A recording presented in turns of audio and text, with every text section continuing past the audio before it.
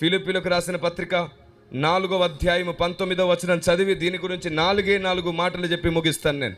కాగా దేవుడు తన ఐశ్వర్యము చొప్పున క్రీస్తు యేసునందు మహిమలో మీ ప్రతి అవసరమును తీర్చును. నాన్న ఏం చదివేవు నువ్వు? అసలు దగ్గర పెట్టుకొని చదువు కొంచెం పెద్దగా. కాగా దేవుడు తన ఐశ్వర్యము చొప్పున క్రీస్తు యేసునందు మహిమలో. నాన్న కొంచెం మామూలుగా చదివేసి. కాగా దేవుడు నువ్వు వార్తలు చదువుతున్నావా? సరే నేను చదువుతాను. చూడండి, అక్కడ ఇలా రాయబడింది, కాగా దేవుడు తన ఐశ్వర్యం చొప్పున క్రీస్తు యేసునందు మహిమలో మీ ప్రతి అవసరము తీర్చును. ఏమనుంది అక్కడ? కాగా కాదు, ప్రతి అవసరము తీరుస్తాడంట దేవుడు. క్రీస్తు యేసునందు మన ప్రతి. నవ్వరేంట్రా, మొఖాలు ఏమిట్రా, కుండ మొఖాలు వేసుకొని ఎన్నిసార్లు నేర్పినంతేనా? మీరు బాగుండాలి, మీరెప్పుడు బాగుండాలి. మీ నవ్వు చూసి సాతాను తల మీద నిప్పులు పోసినంత బాగుండాలి మీరు. ఆమె నన్న వాళ్ళే బాగుండాలి. సరే, ఈ వచనం ఏం చెప్తుందో చూడండి. కాగా దేవుడు తన ఐశ్వర్యం చొప్పున క్రీస్తు యేసునందు మహిమలో మీ ప్రతి అవసరము తీర్చును. ఓ ప్రశ్న మీకు తెలుసా? ఈ వచనం అందరిలో నెరవేరే వచనం కాదు. మనం అందరిలో నెరవేరడానికి నమ్మొచ్చు, నువ్వు నమ్మినా ఇది నెరవేరదు. ఎందుకంటే ఇది నెరవేరడానికి నీకు కొన్ని లక్షణాలు ఉండాలి. ఈ వచనం మీలో నెరవేరడానికి మీలో కొన్ని స్వభావాలు ఉండాలి. ఆ స్వభావాలు ఏమిటో వరుసగా ఒక్కొక్కటి మీ ముందుంచుతాను. చూడండి, రెండో వచనం, ఫిలిప్పీలకు రాసిన పత్రిక 4వ అధ్యాయం 2వ వచనం, ప్రభువునందు ఏక మనసు గలవారయ్యుండుడని. ఏ మనసు కావాలంట మనకి? ఈ సంగతి, ఈ 19వ వచనంలో ఉన్న ఆశీర్వాదం ఎలాంటి వారితో పౌలు చెప్పాడో చెప్తున్నాను నేను. ఈ వచనం ఎలాంటి వారితో పౌలు చెప్పాడో తెలుసా? ఏక మనసు కలిగి ఎవరుంటారో వారి ప్రతి అవసరం క్రీస్తు మహిమలో తీర్చబడుతుంది. చిన్నదానికి పెద్దదానికి గొడవలు పడి, అధికారాలకు సన్మానాలకు గొడవలు పడి, పేరు చెప్పలేదని పొగడలేదని ఇబ్బంది పడి, ఈరోజు సంఘాల్లో ఎప్పుడు ఇవే గొడవలు. నేను ఎంత కష్టపడ్డాను, నా పేరు కూడా ఎత్తలేదు. వినండి జాగ్రత్తగా. ఇక్కడ సేవకులు, సంఘ పెద్దలు, మనుషులు మీ పేరు మర్చిపోవచ్చు, లేదా దేవుడే కావాలని మర్చిపోయేటట్టు చేసి మిమ్మల్ని పరీక్షించవచ్చు. మనుషులు మర్చిపోయినప్పుడు నువ్వు గోల చేసి నీ వ్యక్తిత్వాన్ని అల్లరి చేసి అమ్ముకోకు. మనుషులు నిన్ను మర్చిపోయినా దేవా నీకు స్తోత్రమని మౌనంగా ఉండు. దేవుడు నిన్ను జ్ఞాపకం చేసుకునే రోజు ఒకటి వస్తుంది, అది 4 దిక్కులు మారుమోగేటట్లు ఉంటుంది. ఆమెన్. మీకు తెలుసా, కావాలనే దేవుడు నిన్ను పరీక్షించడానికి కూడా సంఘ పెద్దలకు, సేవకులకు నీ పేరు మరుగు చేయొచ్చు కొన్నిసార్లు. కానీ నీ కష్టం మరుగు కాదు, దేవుని దృష్టిలో నీ కష్టం ఫలం అవుతుంది. దేవునికి స్తుతి కలుగును గాక.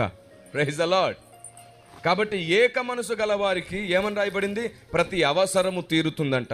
రెండవది 4వ వచనం చూడండి, ఎల్లప్పుడూ ప్రభువునందు ఆనందించుడి, మరలా చెప్పుదును ఆనందించుడి. దేవునికి స్తోత్రం కలుగును గాక. ఎన్ని కష్టాలున్నా, ఎన్ని సమస్యలున్నా, ఎన్ని బాధలున్నా ఆయన్ని బట్టి ధైర్యముగా ఆనందించే వారికి ప్రతి అవసరము క్రీస్తునందు తీర్చబడబోతుంది. మొదటిదేమిటి? ఏక మనస్సు. రెండవదేమిటి? ప్రభువునందు ఆనందించుట.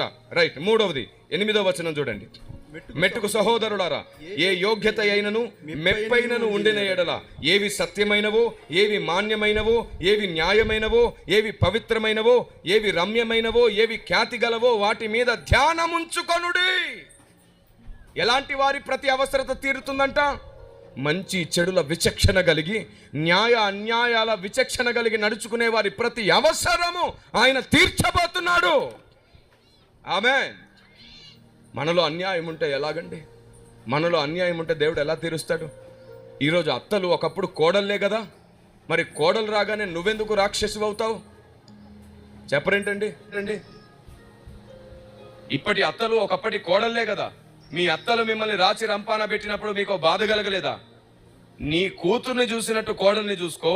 కోడల్లారా, మీ అమ్మగారులు ఏవైనా లేదా మీకు తెలిసిన వారు ఏవైనా తప్పుడు సమాచారాలు నేర్పి పంపిస్తే జాగ్రత్త, మీరు శాపాన్నే మూడగట్టుకొని మీ జీవితాన్ని పాడు చేసుకుంటున్నారు. మీ అత్తను తల్లిలాగా నువ్వు తగ్గించుకొని ప్రేమించు చూడు, దేవుడే నీ తోడుండి యోసేపును నిలబెట్టినట్టు నిలబెడతాడు నిన్ను. దేవునికి స్తోత్రం కలుగును గాక. ముష్కరులైన మీ యజమానులకు లోబడు అనే వచనం నెరవేర్చు. అది నీ ఇంటి నుండే ప్రారంభించు. నీ మీద వారు అధికారులు అనుకో, కాబట్టి ఎవరైతే న్యాయము, అన్యాయము, మంచి విచక్షణ కలిగి ఉంటారో వారి ప్రతి అవసరత నెరవేరుతుంది. Praise the lord. మొదటిదేమిటి? ఏక మనస్సు. రెండవదేమిటి? ఆయన యందు ఆనందించడం. మూడవదేమిటి? నీతి, న్యాయము, మంచివి కదా, ఏవి రమ్యమైనవో, ఏవి ఖ్యాతి గలవో ఇవన్నీ తెలుసుకొని న్యాయ అన్యాయాల విచక్షణ కలిగి ఉండడం. చూడండి 4వది 10వ వచనం. నన్ను గూర్చి మీరు ఇన్నాళ్లకు మరలా యోచన చేయసాగితురని ప్రభువునందు మిక్కిలి సంతోషించి తిని. 4వది నీ గురించి నువ్వే ఏడ్చుకోవడం, నీ గురించి నువ్వే ప్రార్థించుకోవడం కాదు. దేవుని పని కొరకు కష్టపడే సేవకుల గురించి ఆలోచించే మనస్సు నీదైతే నీ ప్రతి అవసరము నీ ప్రభువునందు తీర్చబడబోతుంది. Praise the lord. అవును, నేను ప్రశ్న అడుగుతాను. అమ్మా, ఎలా ఉన్నావు? నీ భర్త ఎలా ఉన్నాడు? నీ పిల్లలు ఎలా ఉన్నారు? నీ కుటుంబం ఎలా ఉంది? నీ అప్పులు ఎలా ఉన్నాయి? నీ కష్టాలు ఎలా ఉన్నాయి? నిన్ను అడిగేది ఎవరు? మీ సేవకులే కదా.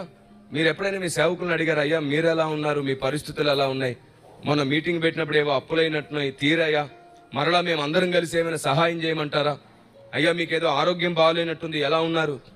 ఇంట్లో పరిస్థితులు ఎలా ఉన్నాయి? ఏమైనా ఎప్పుడైనా అడుగుతామా అంటే సంఘం మొత్తంలో గట్టిగా 5-10 మంది అడుగుతారు, మిగతా వాళ్ళకి ఆ మైండే ఉండదు. సేవకుని గురించి, సొంత తండ్రిలాగా సేవకుని గురించి కూడా ఆలోచించేంత ప్రేమ నీదైతే నీ ప్రతి అవసరం తీర్చడానికి నా దేవుడు సహాయం చేస్తాడు. Praise the lord. దేవునికి మహిమ కలుగును గాక. 5వది చూడండి ఒకసారి 13వ వచనం. నన్ను బలపరచువాని యందే నేను సమస్తము చేయగలను, అయినను నా శ్రమలో మీరు పాలు పుచ్చుకున్నది మంచి పని. 5వ లక్షణం ఏంటో తెలుసా? సేవకుని మంచి చెడులు విచక్షణ తెలుసుకోవడం మాత్రమే కాదు, సేవకుని కష్టాలలో పాలివారమై ఉంటే మన ప్రతి అవసరం తీరుతుంది. Praise the lord. దేవుని సేవలోని ప్రతి శ్రమలో నువ్వు పాలివాడవ్వాలి. సభ జరుగుతుంది, కొందరు చేస్తున్నారని నువ్వు చేతులు కట్టుకొని ఉండకూడదు. నీ వంతు కష్టం నువ్వు చేయాలి ఖచ్చితంగా. సభలోకి వచ్చి ఈ సభ అయిపోగానే అందరూ లేచి వెళ్ళిపోతాం, కానీ కొందరు మాత్రమే చైర్స్ అన్నిటినీ ఒక దగ్గర పెడుతూ ఉంటారు. మీకు తెలుసా, ఒక వరుసలో ఉన్నప్పుడు మనం అందరం కూడా వాటిని ఒకదాని మీద ఒకటి ఒక వరుసలో ఉన్న వాళ్ళు కూడా ఒక దగ్గర వేసి వెళ్ళొచ్చు. మనం ఇది దేవుని సేవకు సంబంధించిన పని అని భావిస్తే నువ్వు యథార్థంగా చేసే చిన్న చిన్న పనికి కూడా నా దేవుడు చూడడం ప్రారంభిస్తాడు. నీ ప్రతి అక్కర తీరుతుంది. Praise the lord. కాబట్టి దేవుని ప్రజ, దేవుని సేవలో, సంఘములో ఉన్న శ్రమలో, సేవకుని శ్రమలో మనము కూడా పాలివారమై ఉండుట మంచిది. తద్వారా మన అవసరత తీరుతుంది. చూడండి ఆ తర్వాత 16వ వచనంలో ఇంకో మాట రాయబడింది. ఏలైనగా తెస్సలోనికలో కూడా మీరు మాటి మాటికి నా అవసరము తీర్చుటకు సహాయము చేసి తిరి. చూసారా, ఒక్కసారి సహాయం చేసి ఊరుకోలేదంట. దేవుని సువార్త కోసం ప్రయాసపడేవాడిని, దేవుని వాక్యం కొరకు ప్రయాసపడేవాడిని, దేవుని ఆలోచన కోసం ప్రయాసపడేవాని విషయంలో ఒక్కసారి సహాయపడి ఊరుకోకూడదంట. మాటి మాటికి దేవుని పనికి సహాయపడితే అప్పుడు మాటి మాటికి నీ అవసరత తీరుతుంది. Praise the lord. మరొక సంగతి చూడండి 18వ వచనంలో. నాకు సమస్తమును సమృద్ధిగా కలిగి ఉన్నది. ఇక్కడ ఒక మాట అన్నాడు చూడండి పౌలు, నాకు సమస్తము సమృద్ధిగా. ఎలా సహాయపడుతున్నారంట వాళ్ళు? సమృద్ధిగా. అంత మాత్రమే కాదు, ఒక చోట అంటాడు వాళ్ళు నాతో చెరసాలలోకి కూడా వచ్చారంటాడు. పౌలును విడిచిపెట్టలేదంట, చెరసాలకు కూడా వచ్చారంట. క్రీస్తు యేసునందు ప్రతి అవసరము తీర్చబడాలి అంటే ఈ లక్షణాలన్నీ ఉన్న వాళ్ళతో చెబుతున్నాడు. మీ అక్కర క్రీస్తు మహిమలో తీర్చబడుతుంది. ఎలాంటి వాళ్ళతో మాట్లాడుతున్నాడు? ఈ సద్లక్షణాలు, సద్గుణములు కలిగిన వారందరితో మాట్లాడుతున్నాడు. మనకి ఈ లక్షణాలు లేకపోయినా ఆ వచనం మాత్రం నెరవేరాలని ప్రార్థన చేస్తాం. ప్రభువా, నీ మహిమలో మా అవసరాలన్నీ తీర్చవా? దేవుడు అంటాడు, నాన్నా నేను తీర్చడానికి అన్ని ప్రాసెస్లోనే చేస్తాను. నువ్వు అనుకునే కొరియర్ బాయ్ కాదు నేను, నువ్వు ఆర్డర్ పెట్టగానే పంపించడానికి. దేవుడు ఏది ఇచ్చినా సరే ప్రాసెస్లోనే చేస్తాడు. నిన్ను దీవించడానికి నీ కానుకలు దశంభాగాలు కారణం అనుకున్నావేమిటి? నీ భక్తి సాధన కారణం అవుతుంది.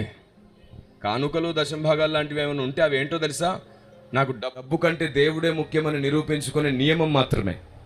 ఎందుకంటే అవి ధర్మశాస్త్రం లేనప్పుడు ఉన్నాయి, ధర్మశాస్త్రం ఇప్పుడు కూడా లేదు, ఉంటాయి.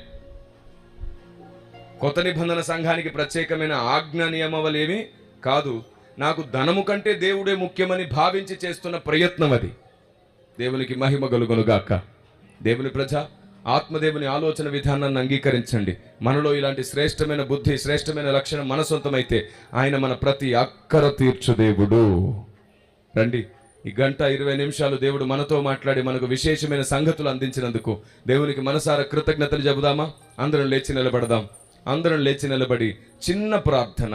ఇప్పుడు ప్రార్థన చేసే వరకు ఎవరు కదలకుండా ఉండడం మంచి సంస్కారం, అది మంచి పద్ధతి. అది అందరం లేచి నిలబడి మన వాళ్ళతో మాట్లాడకుండా దేవునితోనే మాట్లాడదామా? 2 నిమిషాలు మన కుడి చేయి పైకెత్తి, ప్రభువా నా చేయి పట్టుకో, నేను చనిపోకముందే నాకు సత్యము నేర్పించు, నీ జ్ఞానం నాకు అనుగ్రహించు, నీ ఆలోచన విధానంతో నన్ను నడిపించు అని దేవుణ్ణి అడుగుదామా? హృదయం అంతటితో అడగండి. లోకానికి జవాబు చెప్పడానికి 100 ప్రశ్నలు అడుగుతున్న లోకానికి జవాబుగా నిలబడ్డానికి దేవుడు నిన్ను పిలుస్తున్నాడు. అలాగే నీ భక్తిలో సత్యమును గూర్చిన అనుభవ జ్ఞానం నీలో ఉండాలని దేవుడు నిన్ను పిలుస్తున్నాడు. ఈ చివరి రోజుల్లో పరిశుద్ధాత్మ దేవుడు నిన్ను సిద్ధపరచాలనుకుంటున్నాడు. చెయ్యెత్తి అడుగుదామా? తండ్రి, మేము నీ పిల్లలం, మాపై దయ చూపించండి, కరుణించి దయ చూపించండి, మాపై మీ దయ చూపించండి తండ్రి. ఆలోచనకర్తవైన మా ప్రభువా, చేరిన నీ పిల్లలందరి మీద నీ హస్తం ఉంచండి.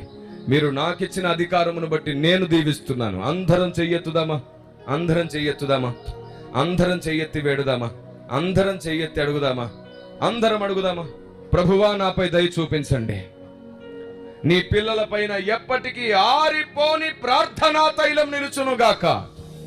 సర్వకృపానిధివైన దేవా, ఆలోచనకర్తవైన నా తండ్రి, నీ పిల్లల ఆరోగ్యాన్ని మీరు ఇవ్వండి.